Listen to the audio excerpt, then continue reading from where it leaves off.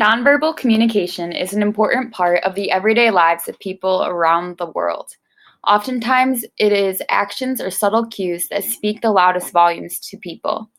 Our group chose haptics as our topic to learn about how important understanding this form of nonverbal communication is today, especially in the context of cross-cultural missions.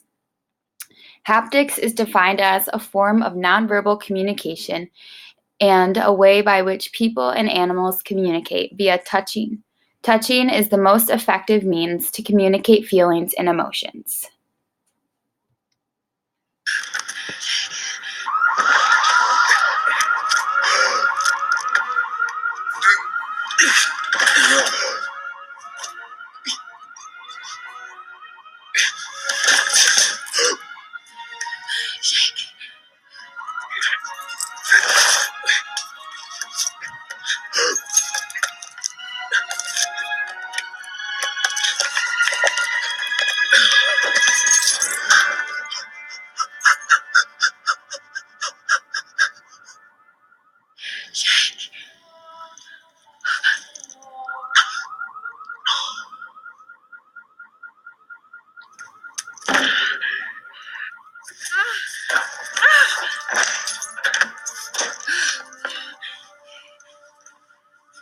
Jake, my Jake.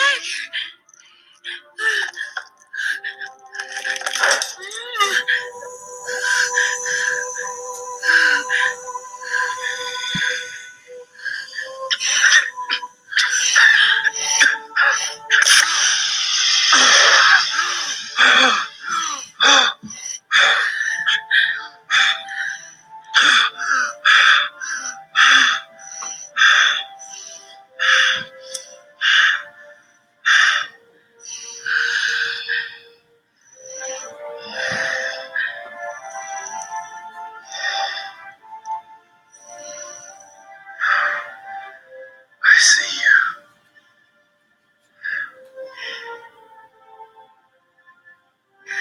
I see you.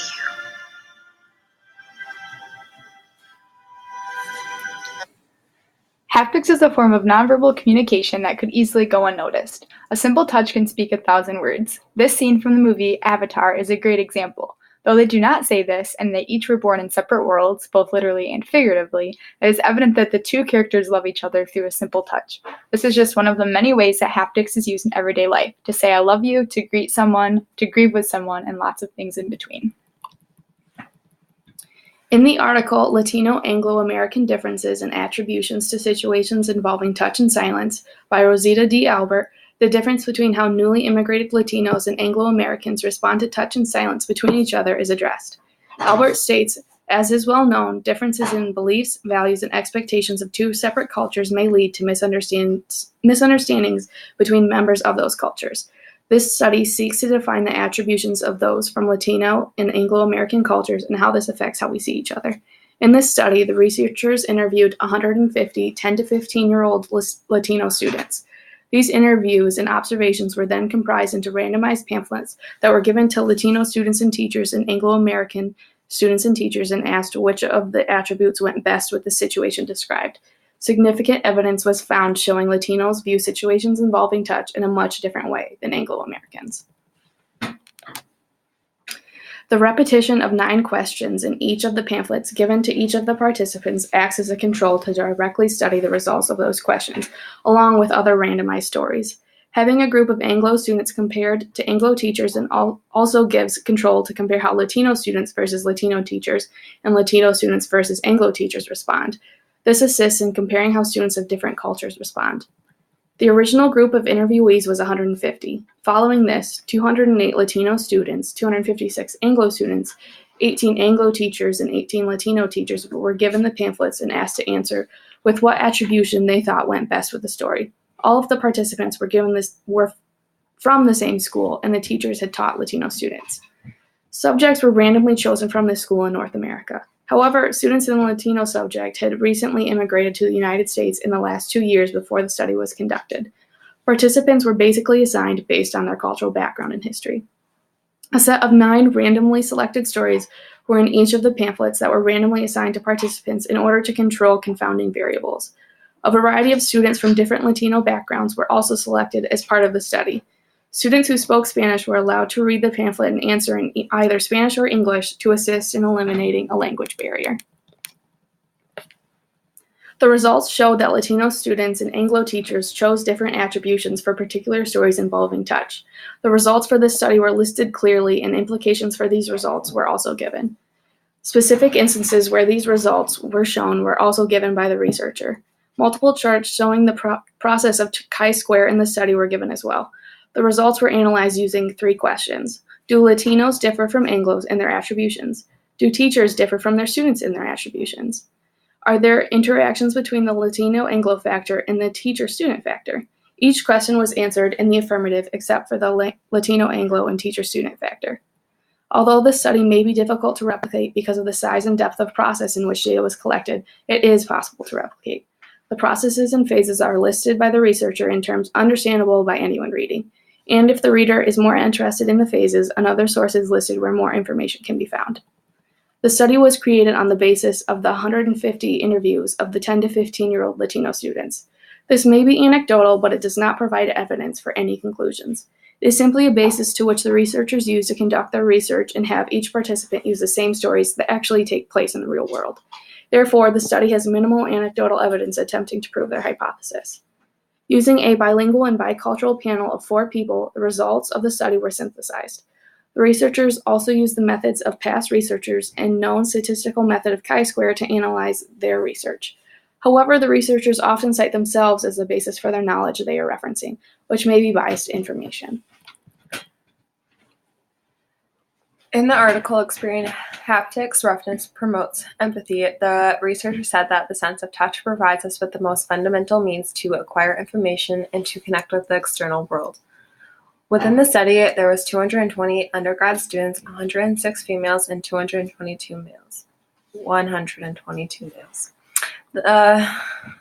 228 students were brought to separate workstations in a lab. At each station, there was a basin of water, soft or rough soap, a clean and dry towel, and a computer. But the control group only had a computer at their station. To begin the study, the participants were asked to wash their hands with soap and water.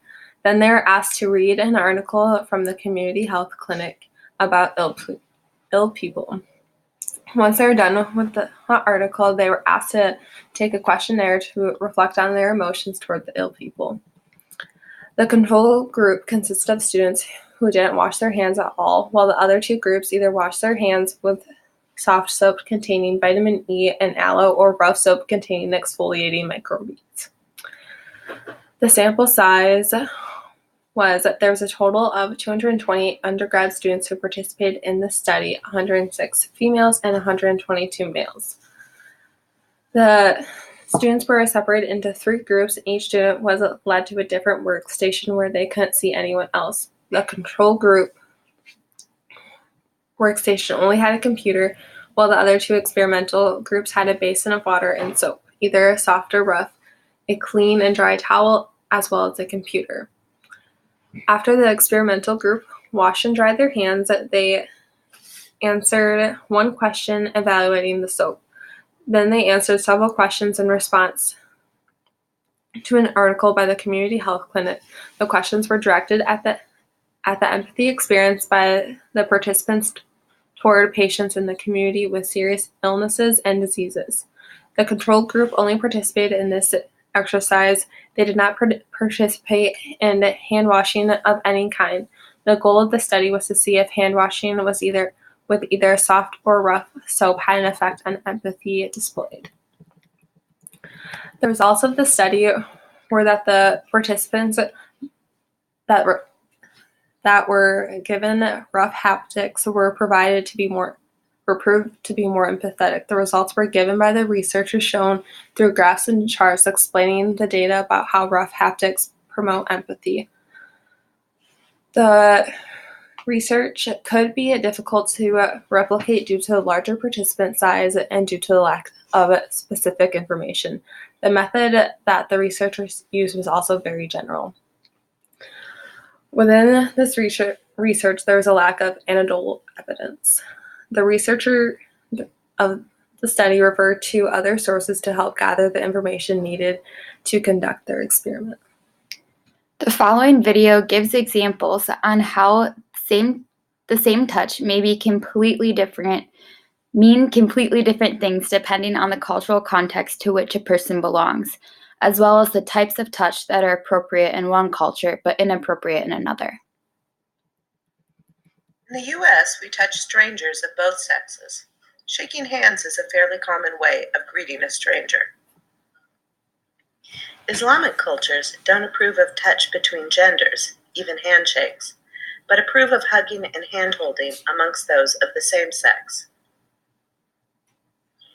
In the U.S., we don't usually hug or kiss a stranger, as this kind of touch signifies familiarity and intimacy. However, in Argentina, both men and women kiss each other on the cheek as a greeting, even if they are meeting for the first time.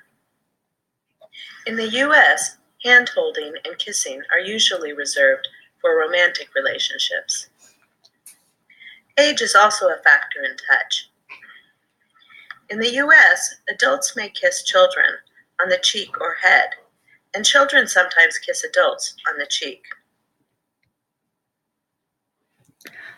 So at Cornerstone, many students have had the opportunity to visit countries around the world through Go Trips, study abroad, and short-term mission trips. While it may seem wise to learn about a culture, including the nonverbals they use, for a longer trip, our group would argue that learning nonverbal communication is just as important for short-term mission trips too. Haptics are a part of everyday life, and people from different cultures use different forms of touch in communicating. Both articles that were analyzed present evidence that learning about haptics before a trip could help make it more successful and lend suggestions for possible training processes.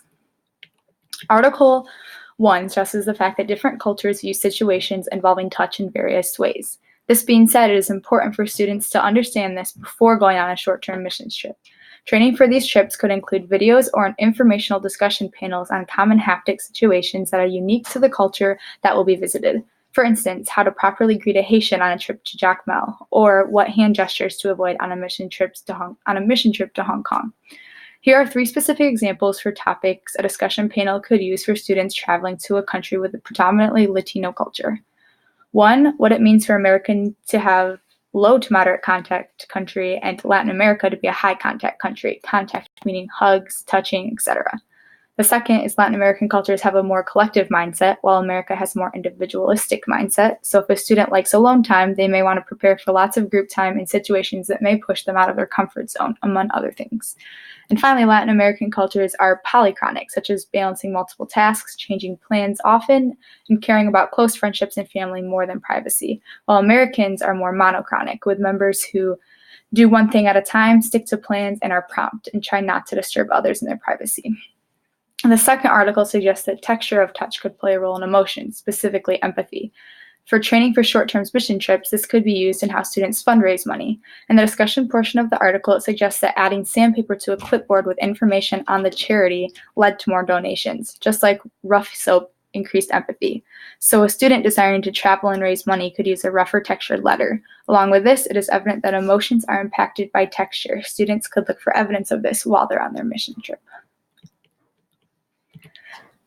In conclusion, we turn to Scripture. Revelation 7:9-10 reads, "After this I looked, and behold, a great multitude that no one could number, from every nation, from all tribes and peoples and languages, standing before the throne and before the Lamb, clothed in white robes with palm branches in their hands, and crying out with loud voices, 'Salvation belongs to our God who sits on the throne and to the Lamb.'" One day people from every nation will stand before the Lord. While we are still here on earth, we are called to live as one body of Christ, no matter what cultural and individual or in what culture individuals come from. Therefore, it is important that we take time to understand others and the way we speak and act around them. Haptics and other nonverbal communication training is one way to begin.